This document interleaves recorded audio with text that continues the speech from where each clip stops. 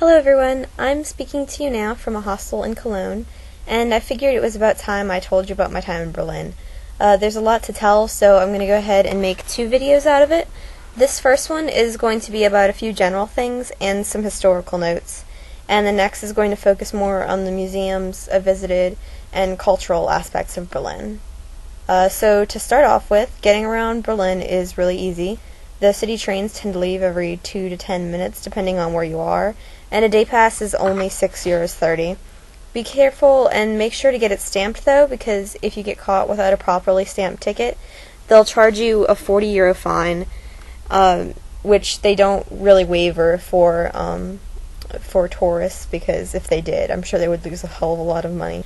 Getting food shouldn't be too bad either. If you don't want to just pick something up at a local grocery store and fix it in the hostel kitchen or hotel kitchen or wherever it is you stay, then you should be able to find something under €4 if you look long enough, like a currywurst, a doner kebab, falafel sandwich, panini, or a Chinese noodle box. All of which I've had and were very good. People there are going to be pretty used to tourists and might even speak English to you when they realize you're not from Berlin, so don't worry too much about having a problem with communication. Museum Island, Brandenburg Gate, or the Cultural Center, Potsdamer Platz.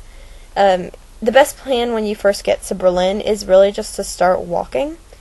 Chances are, if you go towards something you think looks interesting, you'll find a lot of other things that are pretty interesting on the way. If I hadn't done that, I'd never have found the Reichstag, which is the German Parliament building, this Soviet memorial, or this cool graffiti or interesting art shop, which I can't really show you the inside of because they didn't allow pictures. It also let me stumble upon the memorial to the murdered Jews of Europe, one which I found to be really perfectly made. It's a series of concrete pillars which get taller the further in you walk, and going in, you really do get this feeling of being suppressed, trapped, and looked down upon as the walls around you get higher and the ground beneath you is uneven.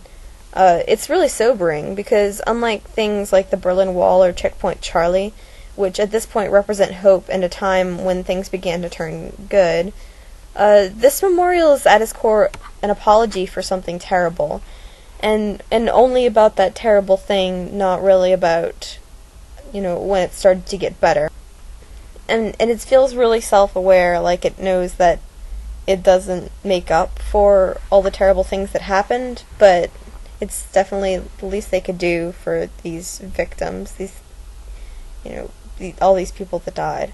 As far as sightseeing goes, the Brandenburg Gate, Parliament Building, Tiergarten, Wall, and Checkpoint Charlie are all nice places to go with interesting things to see. But I absolutely recommend going to a memorial or two and taking a moment to pay a little respect to those to whom it's dedicated. Right. So that's all for my historical notes on Berlin. I'll see you next time when I get to talk about my favorite part of the city, which is the museums. Bis später!